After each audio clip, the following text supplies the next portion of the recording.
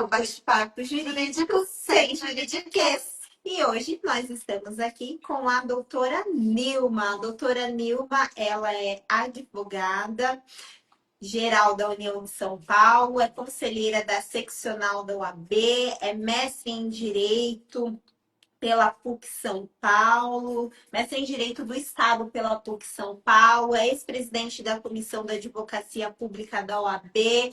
Que currículo maravilhoso, doutora, parabéns. É especialista mais do que especialista em direito público. E olha que é uma área que eu vou iniciar falando que muita gente não conhece como que funciona o trabalho do advogado, da advocacia pública. E é interessante trazer esclarecimentos de como funciona, porque as pessoas, eu e a doutora Nanda, nós estávamos conversando que as pessoas têm muito preconceito com o funcionário público. Com o advogado público, eu acredito que seja um pouquinho maior ainda. Então, como que funciona o trabalho do advogado?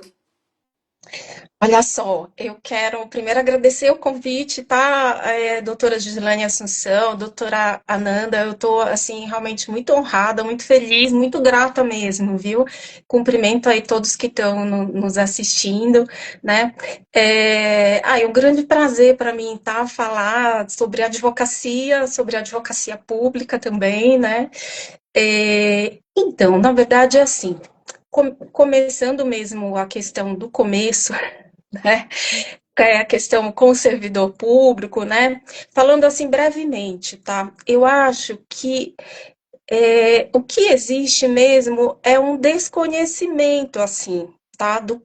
Primeiro, do que faz a administração pública, tá? De um modo geral, e também, por consequência, né, dos seus servidores, como que funciona essa máquina, é, como é que eu vou dizer, muito a administração pública, ela não é transparente, tá, para o cidadão. Ele não sabe muito bem como funciona, né? Então, isso que torna tudo tão distante, né, da realidade, aparentemente distante, né, porque o Estado está aí todo dia atuando, impactando a vida da gente. Mas eu acho que isso que traz um distanciamento. E isso é cultural, né? Por quê? Eu enxergo dessa forma, que o Brasil, né, por ter a nossa tradição autoritária, né, nós sempre tivemos um poder, quem exerce o poder fica muito distante de quem, vamos dizer, é submetido ao poder. Né? Historicamente, sempre foi assim. Quando vem a Constituição de 88, e aí ela fala lá no caput do artigo 37 de publicidade da administração pública, ela está falando de transparência. Só que mesmo assim, gente, não tem, a administração pública ela não tem a transparência que ela deveria ter, tá? E isso torna o cidadão distante, né, de como funciona essa máquina, de como é o trabalho, né, Uhum. e também do advogado público. O advogado público, por sua vez, quando você quiser, você me interrompe, tá bom? Porque eu vou falando aqui. Fica à vontade. Mas assim, o advogado público, por sua vez, ele é um pouco diferente mesmo, é um advogado peculiar, tá? Por quê? Porque a advocacia, ela é uma profissão liberal, né? Eu acho que é a mais liberal aí de todas as profissões, no sentido de que é uma atividade exercida sempre, vamos dizer, historicamente, com muita liberdade, né? Com muita independência, né? Assim mesmo, os advogados, inclusive, vêm firmando muito, né, essa postura da liberdade, da independência da sua atuação. E a administração pública, ela é o reino, eu falo assim, né, que a administração pública é o reino da legalidade, tá? E aqui, né, vamos dizer, na vida privada, né, a gente vive o princípio da autonomia da vontade. Tanto que o direito civil, ele se pauta pelo princípio da autonomia da vontade, que é o princípio de uma liberdade, né, que o cidadão tem, claro, tem limites, enfim, mas ele tem mais liberdade. Já quem atua, quem integra a administração pública, e aí o advogado público, ele integra a administração pública, né, ele está no reino da legalidade. tá? E aí a legalidade, assim, é bem mais restrita a atuação dele, tá? A gente tem uma infinidade de normas internas, né? Mesmo, não só a lei, mas atos normativos, que vão pautando a nossa atuação. Então, nós somos um advogado diferente, bastante diferente nesse sentido, tá? Uma outra coisa que eu acho que nos torna diferentes também, e aí, de novo, né, esse reino da legalidade, é que nós somos os advogados que não podemos ter o nosso próprio escritório, né? Porque enquanto advogado público, você é obrigado a trabalhar dentro da procuradoria, né? Você não pode, eu mesma, né? Eu tinha uma atuação ali inicial como advogada privada, mas eu não podia, vamos dizer, trabalhar nos processos da procuradoria no meu escritório. Isso é impossível, né? Tipo, me manda aqui as intimações que eu vou fazendo daqui. Não pode, realmente, você se torna um servidor público, existe o regime jurídico de direito público, que é o reino da legalidade, né? E você tem que ir para a procuradoria trabalhar com as pessoas com o corpo que está lá. Né? Então, por muitos anos eu não tinha assim, estagiário só para mim, e é isso. Você não pode contratar, não, mas eu quero contratar um estagiário. Não pode, porque você tem que trabalhar. Então, isso acaba também afastando, né, o advogado público da visão clássica do advogado, né? Então acaba sendo um pouco diferente mesmo. Tem essas peculiaridades aí. A doutora acha que acaba tendo mais limites a serem seguidos, limita um pouco a atuação? Com certeza, porque assim, ó, veja, o direito, o advogado público, ele é um advogado como outro qualquer, né, que trabalha com o mesmo Código Civil, a mesma legislação, mesmo tudo. Do ponto de vista, ele é um advogado, né, e que vai um advogado do ente público, então da União, estados, municípios, Distrito Federal, e que faz basicamente, eu vou falar assim, né, basicamente o contencioso, né, a representação judicial, assessoria jurídica e consultoria.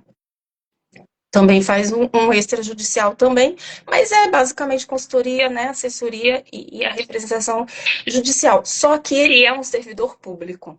Esse é que é o ponto. E ele é submetido ao regime de direito público.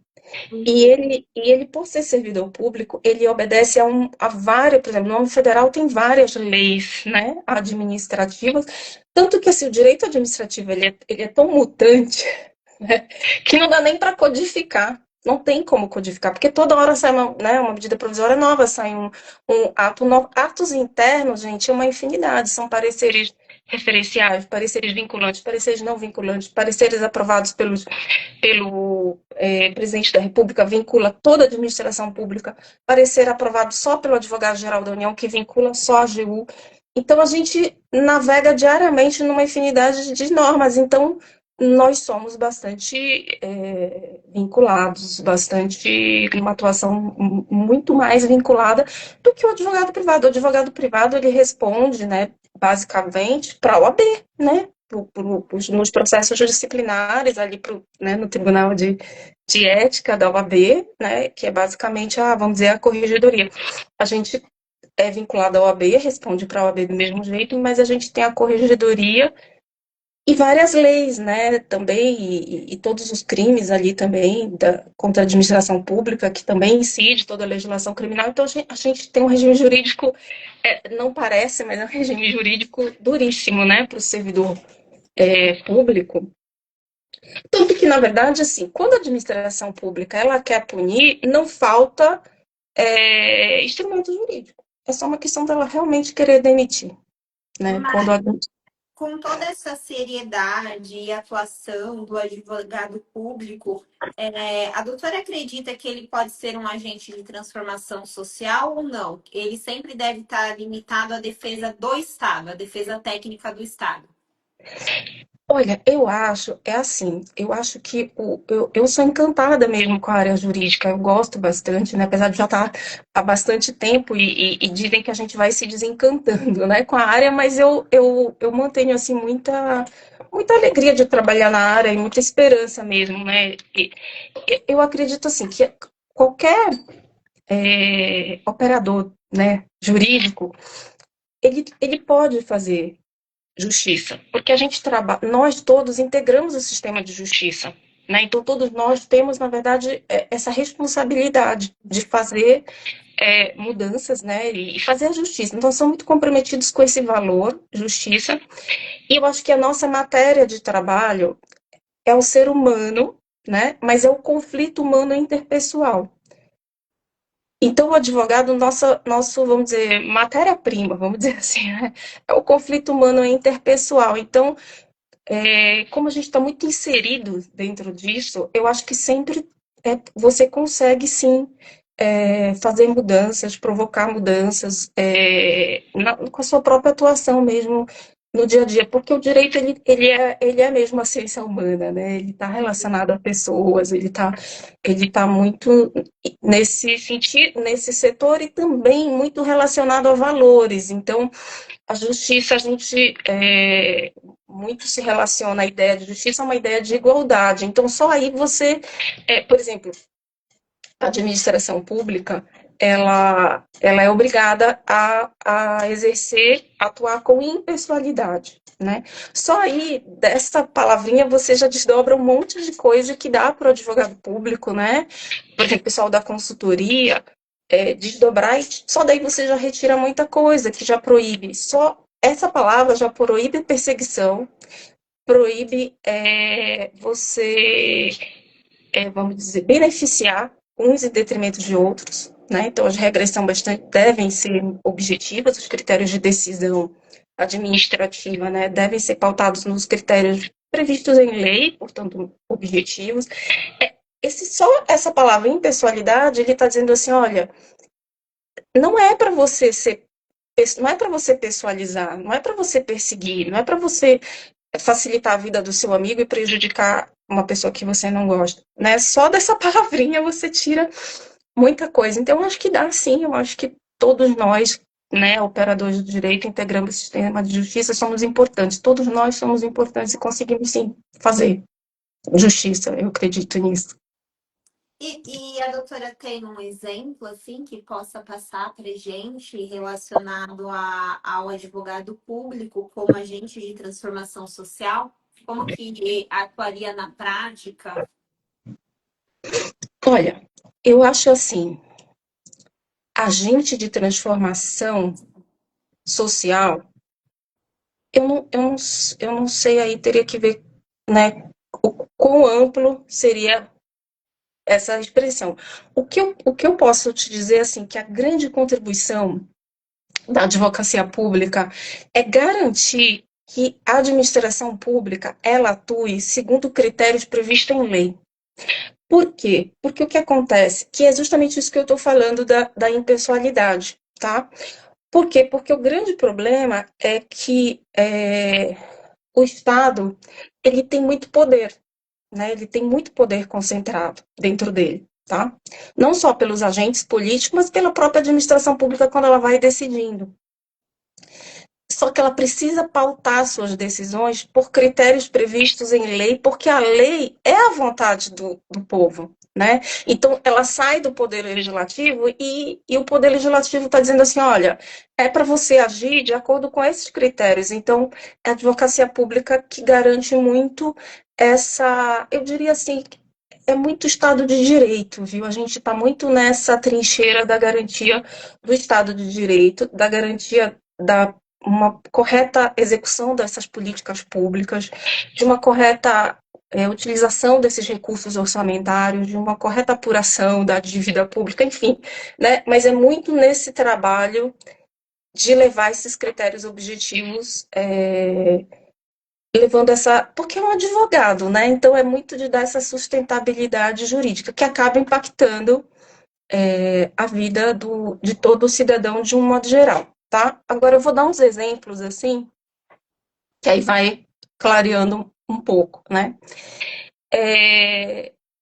Por exemplo, eu acho que a advocacia pública é um exemplo bem prático que marcou até assim a minha carreira, né, na Advocacia Geral da União. Eu tenho já há quase 25 anos aí, de Advocacia Geral da União, sou uma advogada do contencioso, então estou todos esses anos, né, no contencioso.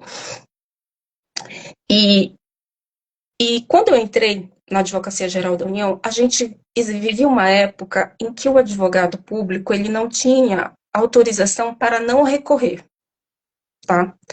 Então a gente recorria de tudo. Por quê? Porque se eu não recorro, eu transito em julgado. E é como se eu estivesse concordando, né, com o pedido do autor.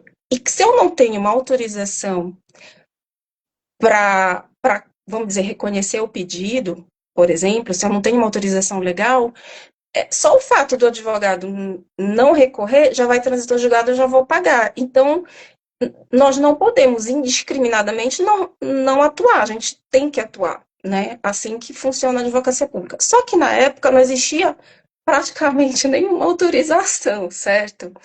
E isso foi causando um incômodo muito grande na carreira de um modo geral, tá? Porque a gente falava assim, gente, não faz sentido. Se o senhor paga pelo cidadão, porque eu sou servidora pública, então o senhor paga pelo cidadão.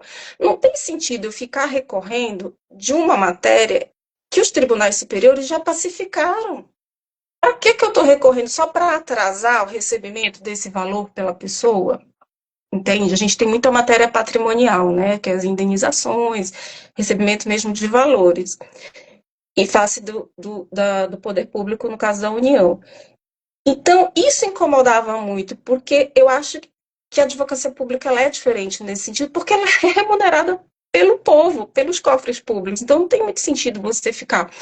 E aí, a gente começou todo um trabalho dentro da Advocacia Geral da União para vamos dizer, ter mais hipóteses, tá? Para não recorrer, certo? Hoje em dia tem uma infinidade de hipóteses, até hipóteses bem abertas, coisas assim, impensáveis antigamente, porque as primeiras hipóteses elas eram muito fechadinhas, assim, olha, só se acontecer tudo isso, aí você não vai recorrer. Mas ok, foi um começo ali necessário, né? Mas hoje em dia não, a gente tem inúmeros casos que a gente não recorre, porque justamente a pessoa tem direito e isso tem que ser rapidamente reconhecido, entende? A gente não pode ficar postergando esses casos. E aí eu fiz parte de um movimento muito forte na AGU, que teve várias vertentes, envolveu muitos colegas, que foram os programas de redução de litígio. Tá? Ele surge com esse nome. E na época, a gente tinha súmulas da AGU, que eram as autorizações para não recorrer, só que a gente não aplicava. Olha que coisa, o que é a cultura, né? A gente tinha essas poucas autorizações, mas a gente também ainda tinha isso, a gente tinha medo de aplicar.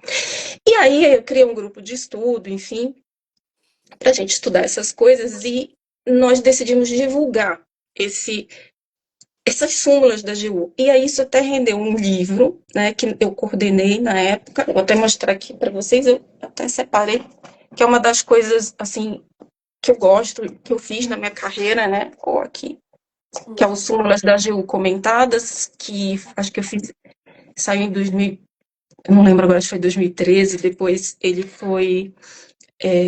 saiu uma segunda edição, né, pela Saraiva, na época, que o objetivo era dar assim, a maior divulgação possível, e a gente queria atingir os advogados privados e os juízes, porque a gente queria ajuda, sabe, para divulgar, porque às vezes era difícil convencer os próprios colegas, eles tinham receio, eles tinham medo, tá, de aplicar, porque a cultura era de que você vai estar abrindo mão de um dinheiro, e aí a pessoa vai parar na corregedoria, tinha isso, né? Então, ou seja, a gente tinha que trabalhar nas duas vertentes, criar mais autorizações e, ao mesmo tempo, mudar a cultura, que é um negócio dificílimo. Mudar a cultura é dificílimo.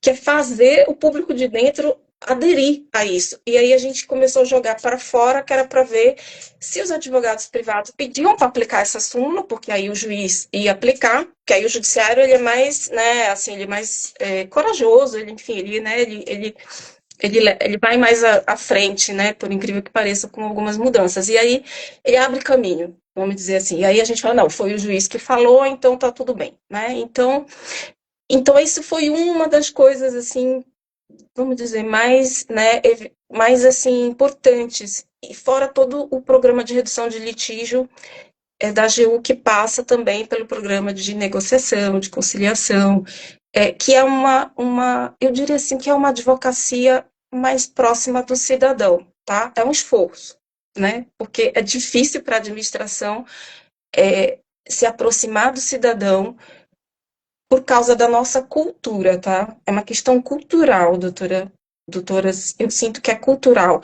O cidadão tem uma grande desconfiança da administração pública, né? Sim. Eu, eu mesma, antes de trabalhar lá, gente, eu tinha medo, tá? Eu confesso para vocês que eu tinha medo, tanto que eu nem sabia que se eu ia ficar. Porque eu falava, gente, não sei, eu não vou assinar uma coisa que eu não concordo, eu não vou aceitar ser pressionada. Enfim, eram, assim, vários, né, fantástico. A gente desconfia bastante, né, do poder público. E, então, eu acho que tem esse distanciamento. Então, o que precisava? Um esforço dos dois lados. A administração fazer um esforço de ser transparente e o cidadão cobrar, né? E querer ir atrás mesmo, ir lá perguntar, bater na porta, pressionar, né? Porque eu acho que aí também a administração vai se sentindo obrigada, né, a ser mais transparente e abrir esse diálogo com a sociedade, que eu acho que é tão positivo. O doutor Lucas, ele falou, uso muito a súmula 67 da AGU na trabalhista. Ai, que Pode bom, falar um fico... pouco dessa súmula 67? E explicar um pouquinho o que é súmula, Qual? doutora, porque a gente Tá. estamos aqui, né, entre advogados, a maior Ah, parte do claro, nosso claro. público é advogado, mas nem todo mundo, né? Hum. Olha só, as súmulas da AGU são parecidas com as súmulas do STF, súmulas do STJ, né? Então, o que que é? É é uma frase, né, na verdade, ali, mas que consolida um posicionamento, tá? E um posicionamento, principalmente dos tribunais superiores. Então, ela tem, por exemplo, ela é publicada e embaixo vem publicado todos os acordos no qual ela se baseou, tá? Geralmente dos tribunais superiores. Então, pode ser do TST, como o doutor Lucas falou, né? Pode ser do STJ, pode ser do STF. E então consolida um pensamento que, quando isso é aprovado pelo advogado-geral da União, nós, advogados da AGU, a gente pode aplicar a um determinado caso, né, dessa matéria e deixar de recorrer nessa matéria. Né? E também o que é legal é justamente isso, que o advogado também particular e o próprio judiciário, o próprio Ministério Público, enfim, todos os conhecedores da súmula falam, olha, esse é o caso da súmula, então a AGU aqui não caberia recorrer, ou não deveria recorrer, enfim, se a pessoa recorrer.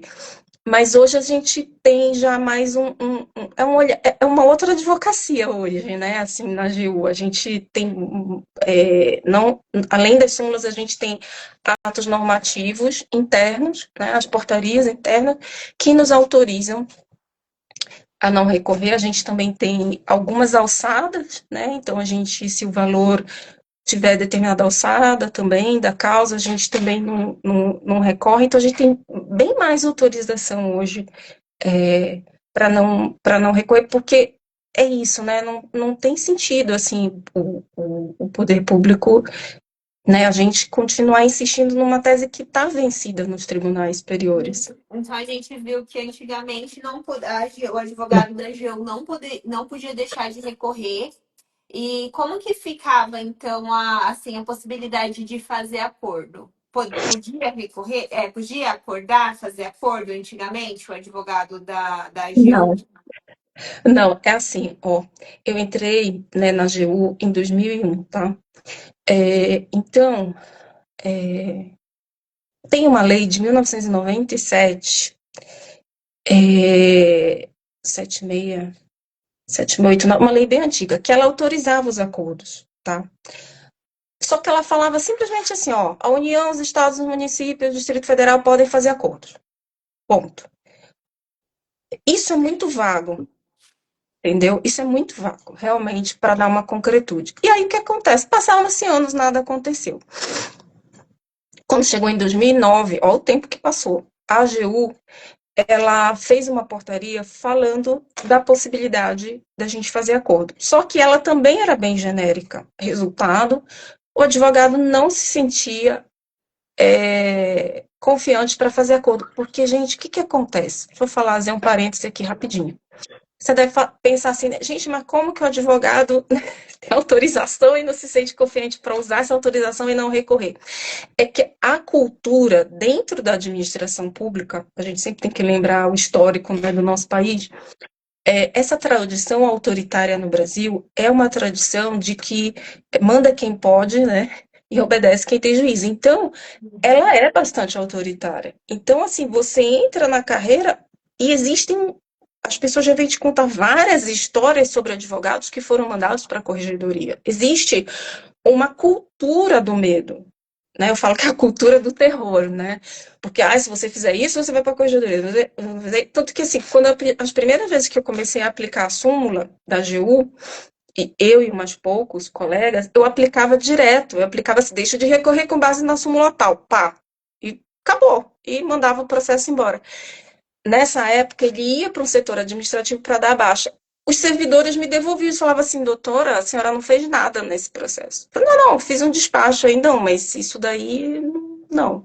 Ou seja, existia a súmula, ninguém estava nem preparado. Aí, depois que a gente começou a falar desse assunto, eles chegaram à conclusão que tinha que pedir para o coordenador aplicar a súmula. Eu falei, gente, isso não faz sentido. Desculpa, isso não faz sentido. Não faz sentido porque não está escrito em lugar nenhum, nem na lei da AGU, na lei, né, lei complementar 73, nem no ato normativo, que só um coordenador, nem existe isso. Advogado é tudo advogado, o destinatário da súmula sou eu que li o processo, eu que atuei no caso, eu que sei se cabe ou não cabe essa súmula. Então, eu mesma já estou me autorizando a não fazer. Ninguém fazia isso, né? Por quê? Por causa também da cultura do terror. Entendeu? Você vai para a corregedoria, você vai ser perseguido, enfim, são muitas anedotas, são muitas histórias. Isso daí é tudo uma cultura mesmo, né, gente? Isso, a gente tem isso, né, nas organizações e na administração pública também. E não faz sentido, né, doutora? Porque, ó, imagina, você recorre, aí tem juros, tem correção monetária, tem tudo isso. E qual a vantagem para o Estado? Nem vantagem para o cidadão que está esperando receber, e nem vantagem para o Estado, que vai ter que pagar um valor maior. Então, não faz sentido. Não, não faz mesmo, não faz nenhum sentido. E quanto mais a AGU ela foi se tornando mais técnica, buscando padrões objetivos de eficiência, eles começaram a fazer essa conta, exatamente essa conta que tanto que os nossos padrões de negociação, todos são fundamentados, assim, em cálculos mesmo, né? Olha, não faz sentido levar mais esse processo aqui para frente. Então, realmente, às vezes, mesmo sem ter jurisprudência super consolidada, mas assim, não dá, porque a gente só está recorrendo e está perdendo, ou por algum motivo não faz mais sentido, já está se arrastando há muitos anos, então a gente precisa também, e aí também o programa de redução de litígios, ele também visa eliminar processo. Não, então vamos eliminar, não vamos deixar ficar rendendo, né? Existe muito isso que a gente fala, não vamos render o processo, se ele pode se terminar, vamos terminar. Porque, gente, o Brasil é um produtor de processos, né? E a Fazenda Pública tem muito processo. Então, quanto mais a gente puder... Por isso que é uma redução de litígio, é realmente entrar para tentar eliminar. E ele começou a fazer a conta e começou a mostrar que não é eficiente, que não tem sentido. Porque antigamente a pessoa entrava contra a fazenda pública, aí morria, aí era o filho e o do filho que ia receber. Na verdade, era o bisneto que ia receber o valor totalmente atualizado, corrigido, então não faz sentido. Aí com isso veio a possibilidade de fazer acordo os advogados da AGU fazerem acordo em casos de processos que envolvem separação. Sim. A AGU hoje ela faz bastante acordo, né? Ela tem, vamos dizer assim, é o segundo momento, tá, da redução de litígio na AGU. Eu diria que a primeira onda foi assim, vamos criar mais atos normativos autorizando os advogados, né, a não recorrer um pouco do investimento nessa questão da cultura, da advogação. A própria corregedoria começou a trabalhar no sentido de olha, a gente precisa aplicar esses atos e não recorrer. O próprio corregedor começou a viajar falando isso em todas as regiões e conscientizando, etc., para todo mundo se pacificar, né, se apaziguar, não ficar com medo e poder fazer. E uma segunda onda, eu acho que foi essa abertura para negociação, que também estava difícil de conseguir, mas foi possível, né? E tanto assim, não só a união no polo passivo, que é a união devedora, né? Portanto, a união pagando os seus débitos, né? E fazendo acordos e pagando, antecipando mesmo o fim do processo, sem esperar, né? Enfim, já antes mesmo de transitar, a gente tinha muito isso no começo da era da negociação, de vamos esperar transitar em julgado, já só fazer um acordo nos transitados. Aí depois, não vamos, não precisa, né, transitar, mas tem que ter pelo menos uma sentença, porque a sentença nos dava um certo conforto de que o juiz definiu ali mais ou menos o que tem que pagar. E hoje não, hoje em dia, a qualquer momento você pode propor um acordo e a gente já tem bem mais parâmetros, a gente já tem bem mais, né? E então, assim, foi uma evolução. Realmente, isso daí foi uma evolução. E quais são os tipos de débitos que mais aparecem nesses acordos com a União? Olha, eu sou a União não tributária, né? Uhum. Então, porque a parte tributária ela é muito polo ativo, tá? E o polo ativo é ao contrário, né? A União credora, né? Seja débitos tributários como os não tributários, e a possibilidade de acordo é um acordo para o particular parcelar, para o particular ter, né, opções geralmente de parcelamento. Eu até não conheço tanto, né? Porque eu trabalhei sempre muito com o débito. E aí o que acontece? Nesses débitos, a União não tributária ela tem um grande acervo na matéria de servidor público, tá? Indenizações de todos os tipos que você imaginar. Pode ser desapropriação, pode ser indenização dano moral, indenização por dano material, bastante coisa. Então, todos esses valores, né, hoje em dia, eu acho que nesse momento da negociação, né, da conciliação, a matéria patrimonial ela foi mais fácil, ela é mais fácil até hoje, né, do que, por exemplo, numa ação civil pública, que envolve um fazer, uma obrigação de fazer. Aí é tudo mais delicado, uma negociação que a gente chama de customizada, sabe? Porque você tem que investir um tempo, fazer muita reunião. E o dos valores não, ela é mais automatizada. Você define eles conseguiram realmente assim criar uma máquina de fazer acordo ali, né? Internamente trabalhei com isso e foi bem interessante assim acompanhar isso de perto. Posso mudar completamente de assunto? Claro. O ambiente público, a gente sabe que ele é majoritariamente ocupado por homens, né? Como uma mulher estando à frente da AGU, quais os maiores desafios? Então, eu sou advogada da União, eu Advogada. não sou a chefe, né? Aliás, a minha chefe, ela que é a chefe do contencioso, né, do procuradora regional da União, da terceira região, é uma mulher, né, hoje. E hoje existem, né, já tivemos uma advogada geral da União também. Na verdade, o que eu vejo? É dividido, né, assim, vamos dizer assim, 50% dentro das carreiras, né? Talvez no começo fosse um pouco mais masculina, mas tinha também bastante advogadas. Eu acho que é 50%, 50%, eu acho que tem. Agora, é claro que, como em todos os lugares, as mulheres têm mais dificuldade, né, de ir para os cargos de chefias, por todas as questões, né? Embora que também tenha uma coisa, eu acho que as carreiras públicas, elas também são bastante procuradas, né, pelas mulheres, eu acho que pela questão da maternidade mesmo, né, porque a pessoa tem uma garantia, né, de que ela vai sair de licença maternidade, ela vai voltar e não vai ser demitida. Então, eu acho que acaba tendo isso. Então, tem sim bastante advogadas, né? E tem as dificuldades também de, né, fazer mais chefes advogadas, como acho que em todo lugar, né? E para ingressar na AGU, o que é indispensável? É um concurso público, né? Um concurso público muito voltado para as disciplinas do direito público, muito, eu acho que muito direito constitucional e direito administrativo, e o CPC, né? O Código de Processo Civil ainda a gente tem um contencioso, né? Então, eu diria que são as três matérias, né?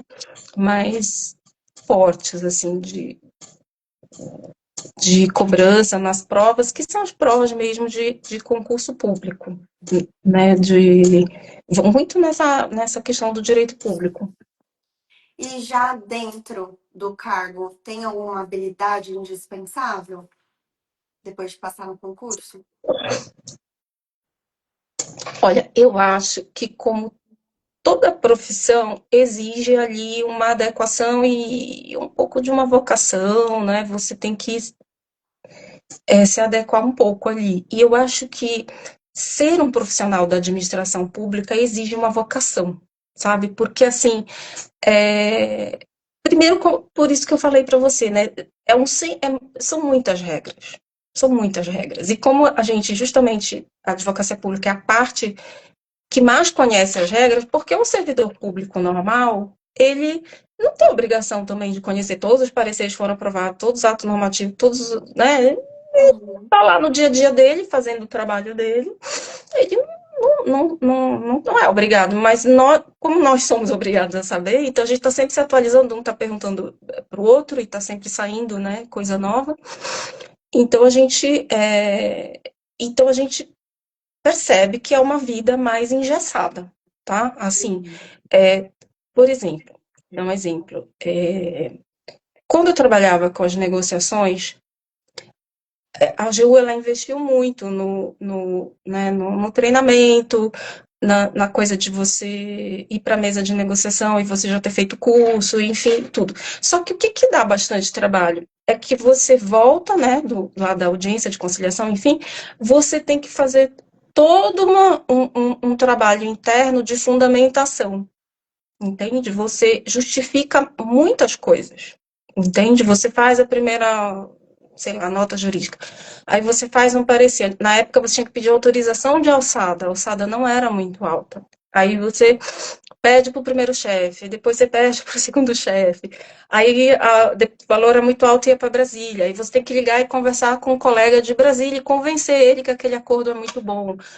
Dando um exemplo aqui, né? Então, é engessado, entende? Assim, é essa palavra que a gente usa, né? Imagem popular. Mas assim, então você tem que gostar dessa vida mais, assim, né, cheia de regrinhas, tá? Eu acho que passa um pouco. Essa é uma das coisas, né, de você querer abraçar a carreira. Mas tem coisas, assim, muito boas, né?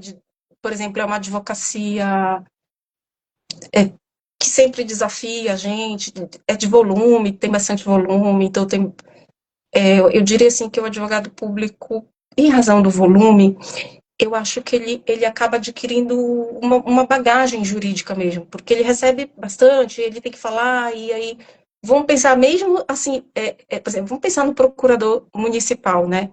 Os colegas entram na carreira, gente, eles fazem de tudo, porque como a AGU é um escritório grande, ela é muito especializada. Então, por exemplo, eu não faço tributário, eu faço não tributário. O colega que entra numa procuradoria do município, gente, ele faz tudo que você imaginar, né? Todos os tipos de ação, tributário, não tributário, de todos os tipos de defesa, civil, trabalhista, faz consultoria, faz parecer, né? Então, assim, acaba que também acaba, vamos dizer, sendo bastante, né, desafiador, bastante, né, demandado, e ganha uma experiência também. Acho que é interessante também, tem isso também, que eu acho que acaba sendo legal também da carreira.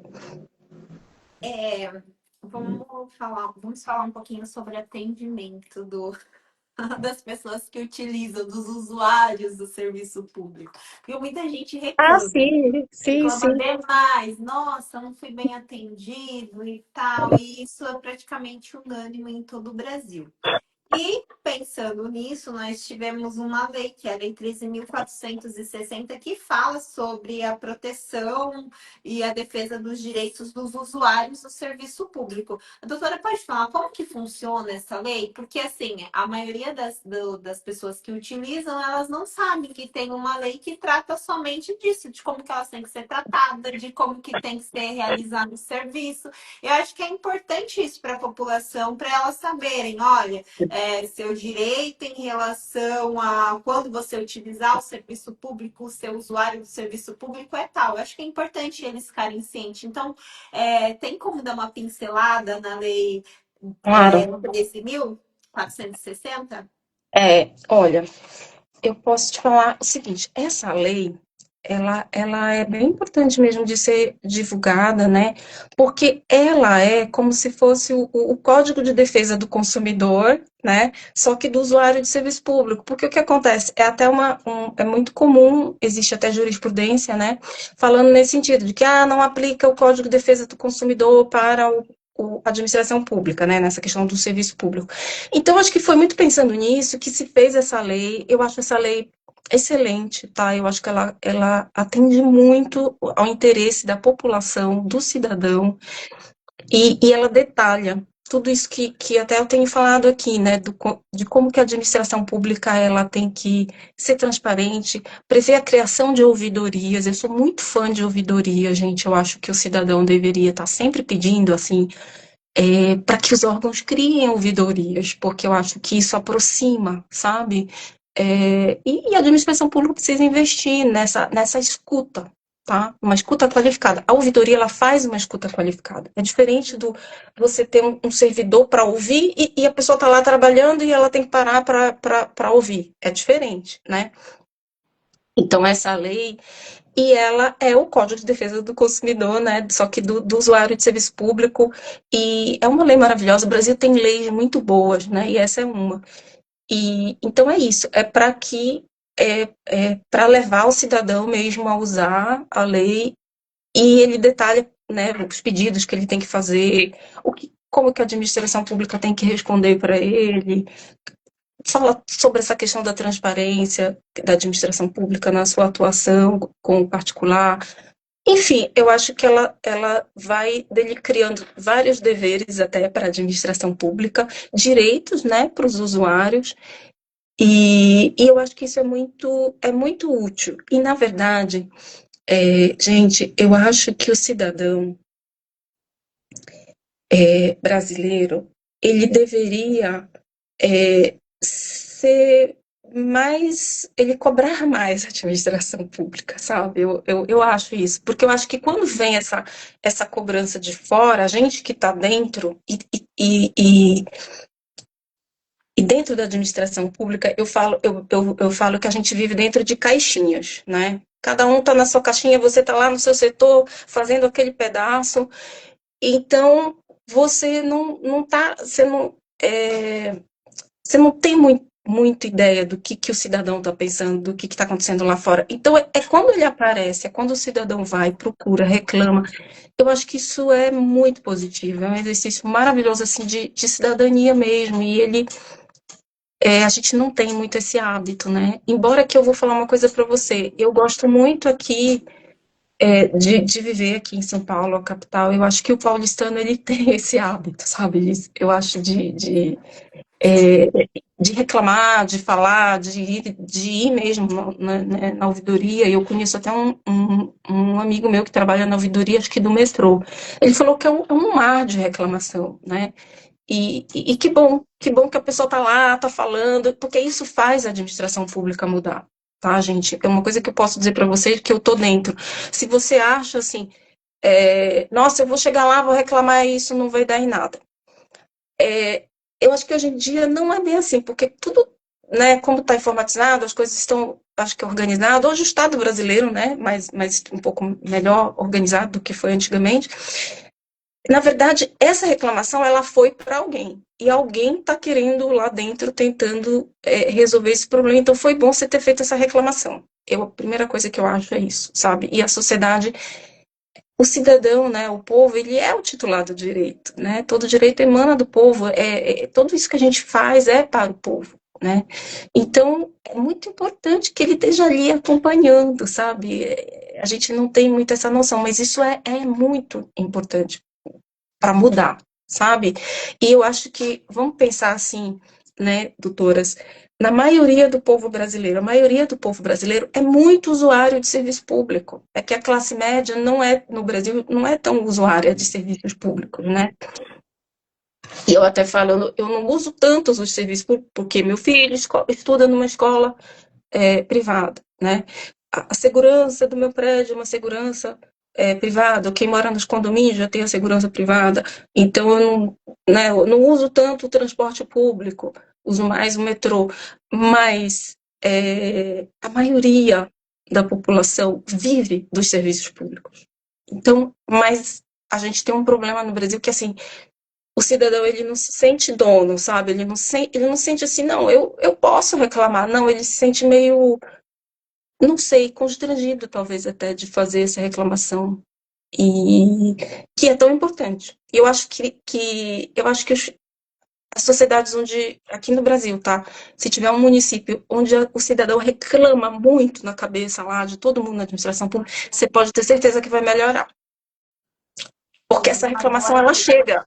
Cidadãos, reclamem dos serviços públicos. Reclamem. Reclamem, levem isso, né? E procurem entender também, assim, nossa, mas por que não está funcionando? Mas deixa lá falar com alguém, deixa lá.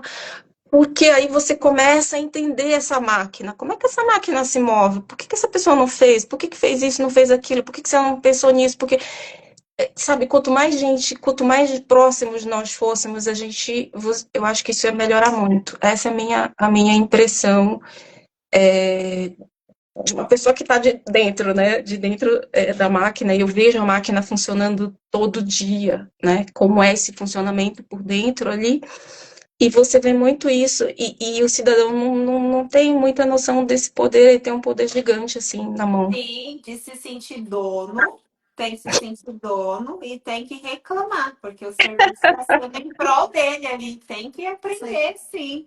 A gente está quase caminhando para o fim, faltam 5 minutos para encerrarmos. Olha como passa rápido, né? Um bate-papo gostoso, um bate-papo leve. E, nossa, a gente aprende bastante, principalmente que, ó, gente, tem uma lei aí que é própria. É o direito do consumidor, do usuário de serviço público, então cobre mesmo, faça reclamação na ouvidoria, e que é muito importante. Mas agora a gente vai terminar com um ping-pong que tem um pouquinho de perguntas pessoais. Então, como que funciona o ping-pong? É perguntas curtas com respostas curtas, tá?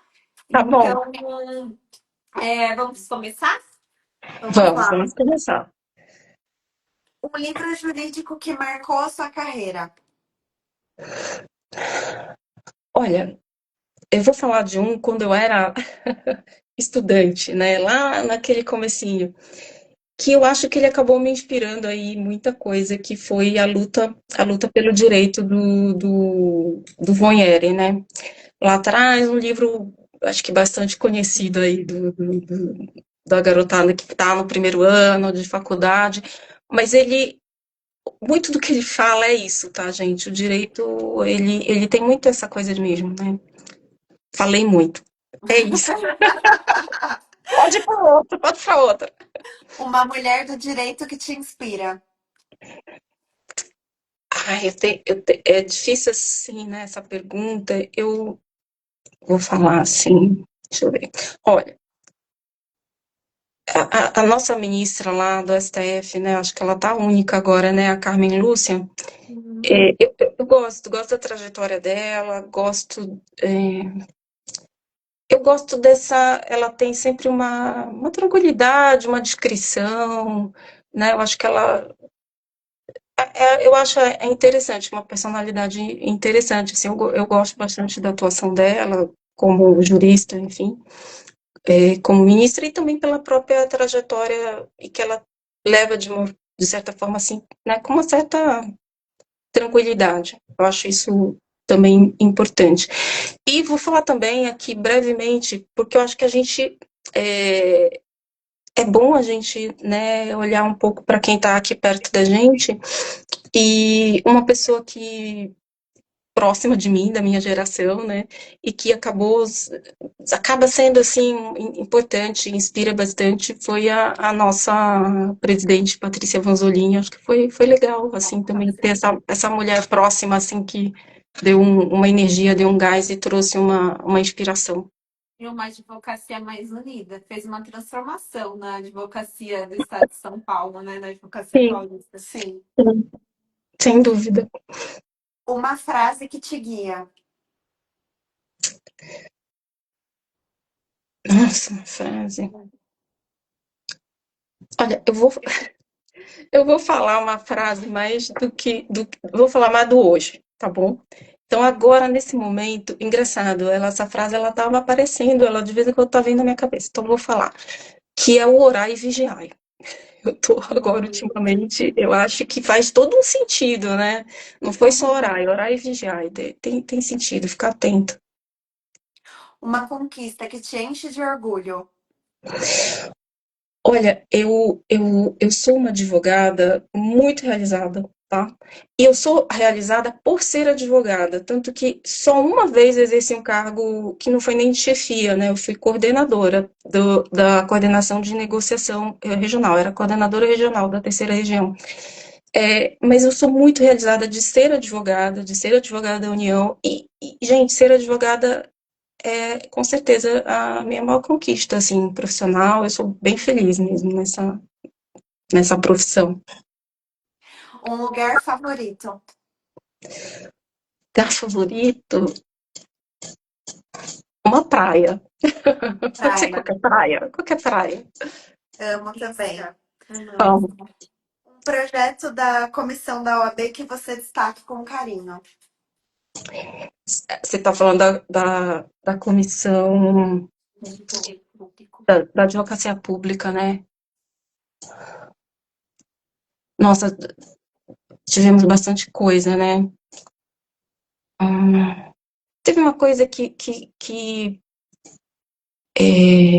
foi feito ali na minha gestão, mas com a ajuda de muita gente, e a ideia também nem foi minha, mas a gente conseguiu tirar do papel, que